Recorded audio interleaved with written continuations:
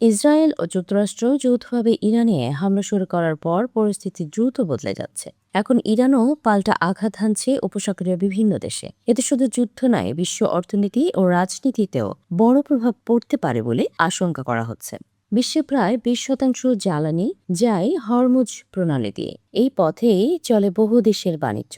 তাই এখানে অস্থিরতা মানে গোটা বিশ্বের বাজারে চাপ। উপসাগরীয় দেশগুলো বড় অর্থনৈতিক কেন্দ্র। এখানে রয়েছে বড় বড় আর্থিক বাজার, বিনিয়োগ ও লাখো প্রবাসী শ্রমিক। এই ব্যস্ত অঞ্চল এখন হামলার মুখে। বিশেষজ্ঞরা বলছেন, যুদ্ধ দীর্ঘ হলে শুধু অঞ্চল নয়, বিশ্ব রাজনীতি ও অর্থনীতিতে বড় পরিবর্তন আসতে পারে। এদিকে এক মার্কিন কর্মকর্তা জানিয়েছেন, যুক্তরাষ্ট্র আকাশ ও সমুদ্রপথে ইরানের ওপর বিস্তৃত হামলা চালিয়ে যাবে।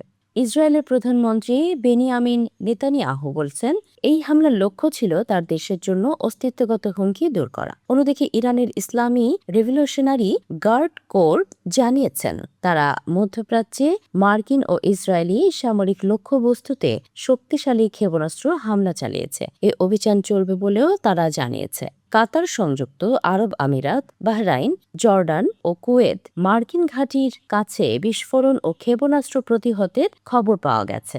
ওসমানের পররাষ্ট্র মন্ত্রণালয় ডোনাল্ড ট্রাম্পকে বলেছে, এটি আপনার যুদ্ধ নয়। কাতারের আমির Tamim bin Hamad Al Thani এবং সৌদি যুবরাজ মোহাম্মদ বিন সালমান দ্রুত উত্তেজনা বন্ধের আহ্বান জানিয়েছেন।